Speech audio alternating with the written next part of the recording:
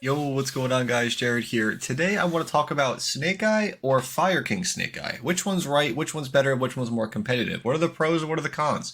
So today I have two deck lists that both did well at regionals this past weekend, and I wanted to talk about it because this is going to be, I think, the two top decks of the format. And if you are considering playing either one and you want to know which one to play at events, I think these are all things that you're going to have to consider.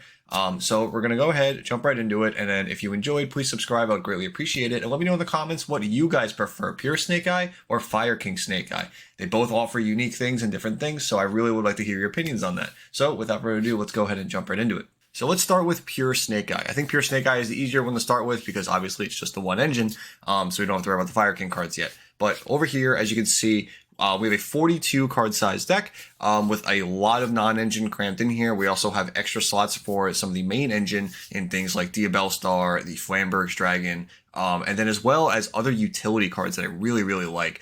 Things like Birch being in the main deck, things like Dramatic Chase being in the main deck, the second and like 1 and 2 Divine Temples, like playing 2 Divine Temple I think is awesome. And you even have the Snake Eye Trap card in here as well. So you have a lot of good utility for the Snake Eye cards themselves. Obviously this does not raise the ceiling of the deck, but what this is going to do is add utility to the deck, right? So you are able to use your things like your Snake Eyes Poplar and be able to get different things for certain situations. And something else that I'm noticing also, taking effect in this format specifically, is most decks are playing 3 copies of Triple Tactics Talents, and this obviously is using it as well.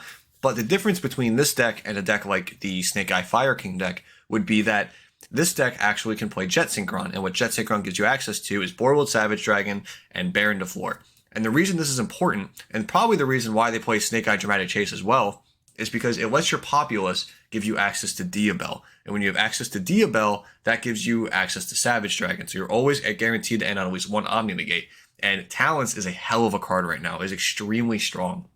And Dramatic Chase, being able to give you access to what you need to get Omni Negates, I think is very important.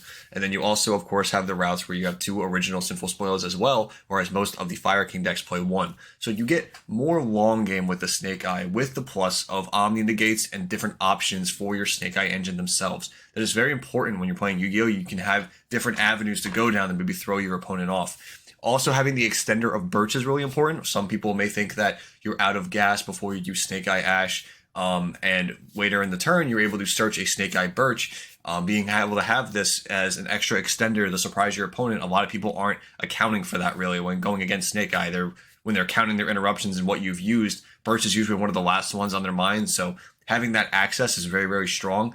So next up, I want to look up in the extra deck specifically, right? So as you know, a lot of people are very used to playing things like Heat Soul and the Salamangreat Sunlight Wolf. These are not here in this deck. They are less important in a deck like this, the Pure Snake Eye deck, because the Snake Eye deck naturally gets its recursion back on your opponent's turn. When you use Flamberge on your opponent's turn and get back your Snake Eye Ash and Populace, that's all the recursion that you need to be able to play again. So a lot of the time, that's just enough. And when you are cutting those slots, you're able to make room for more like non-engine type things in your extra deck for more utility again, where you're able to out certain things, right? Something like Nightmare Phoenix can catch your opponent off guard a lot, and especially discarding something like Flamberg's Dragon or Jet Synchron, that could be a huge swing point for your turn when trying to break a board. Also, things like Underworld Goddess in the deck, a lot of people are not expecting it right now. It is very hard to play around. You really can't for a lot of the decks that lose to it. They have something like Pearly.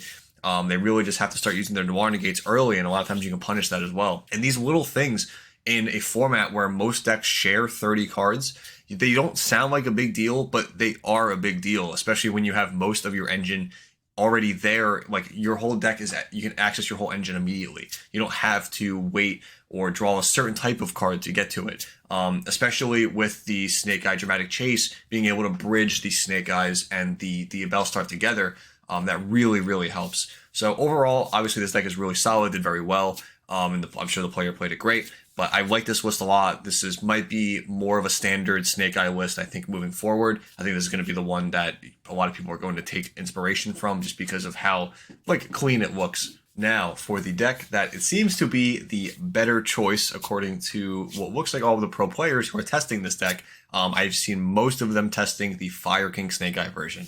And you're probably wondering why. So let's go ahead and jump and talk about that a little bit to get the specifics of it. So obviously, without the like, you have to take out pieces of the Snake Eye engine to make room for the Fire King engine, right? Even though it is very condensed, he's around 10 cards. In this deck, he has it down to 10 cards. As you can see, we have the Garunix, the Ponix, the Arvada, the 3 Kirin, the 1 Sanctuary, and the 2 Island and the 1 Circle. That's all you need. It's very shortcut. A lot of people even play 1 Island. That is completely up to you. So what actually happens is with this deck, you keep it very minimal, but you get maximum value out of them because all of them pretty much have some type of graveyard recursion, to be honest. It is ridiculous how much graveyard recursion comes with the Fire King package. So because of that, you're able to just play this very good long game with the Fire King engine in itself. And you also get the bonus of an extra extender. That is huge. A lot of the times you might have dead bodies in the pure Snake Eye build just floating in your hand, or like an extra search that you might not have needed. Where in the Fire King deck, you can actually just destroy that card and be able to trigger and search and be able to trigger something like Garunix to be able to extend your plays and get extra bodies. This can set up things like dumping Kirin, having the Garunix on for your opponent's turn from 1 eruptions later to possibly revive back Arvada. This adds so much value and extension that, yes, it might be a little less consistent and some hands might be a little more awkward, but the ceiling rising as much as it does with the including of the Fire King package, I think is really what drives it home for this deck. Also, Fire King Kirin is definitely the best one. It's not even close in my opinion. How strong this card is and what it provides is ridiculous. From a technical play standpoint, being able to dodge something like Imperm on Ash is big. And at the same time, being able to use this as an interruption on your opponent's turn that's non-targeting, that is also really big, is just ridiculous. Having able to add this back with Sunlight Wolf in mid combo without having to worry about like the combo getting worse because you go into Heat Soul as the following play, get an extra draw as well.